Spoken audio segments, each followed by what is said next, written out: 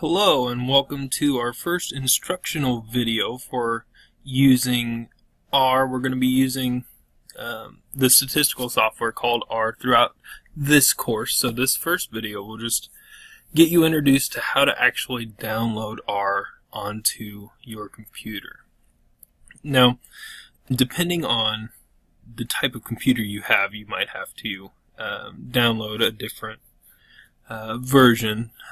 This video will focus on downloading R for Windows. Some of these steps will be similar if you have a Macintosh or a Linux system. So just be aware of the differences, and I'll try to locate where those differences will arise as we go through this one. So we're going to start by going to the rproject.org. You can also find this by just Googling R as well, or R statistics. So here is the home page for R. One of the best things about R is that it is a free software. So a lot of different statistical softwares could cost anywhere from $100 to $800 for a license. Those licenses usually last for about a year. R will be free to you for as long as you keep it on your computer. New updates for R come out probably around every 3 or 4 months. It's not necessary that you update every time. I think I still use a version from a year ago, but if you want to get to more cutting edge sort of things, you'll want to download R as often as it updates. For the purpose of this course, we're not going to need any of the new fancy things.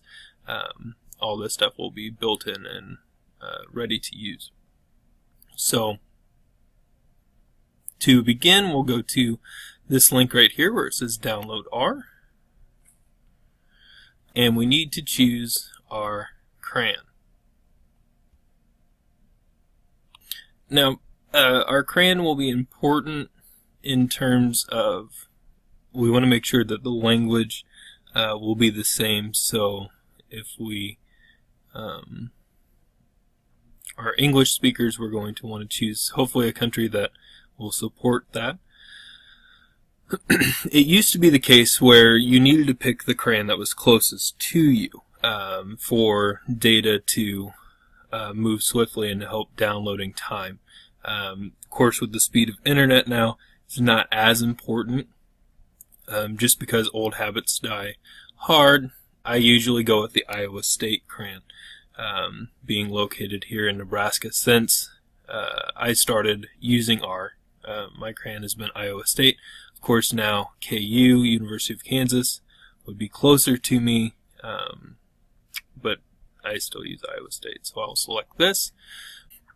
Now I'm downloading R for Windows. If you have a Macintosh with the operating system 10, you'll go to this route. If you have a Linux, you'll go this route.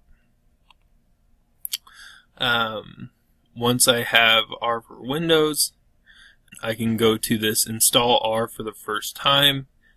Essentially, it's going to be giving me the base packages. So I click that, click download R 3.3 for Windows, and I'm going to want to save R to my computer. Once it's finished downloading, you'll go and click Run, and this will take you through the installation of R. That's fine. We want English. Next. Read the important information. Choose a file folder. R will create its own folder. Here you can choose where you want to keep R. Included here are 2 different versions of R, 32-bit and a 64-bit. Depending on how much power you want, you could choose either one of these two. If you're concerned about space, either the 32 or 64-bit will be fine. I usually download both. but you can choose either one. It won't make any difference. Keep the message translations and the core files. You can choose between either of these two.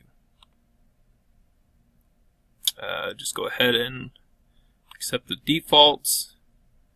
Start menu folder will create for you. You can have it create a desktop icon if you want.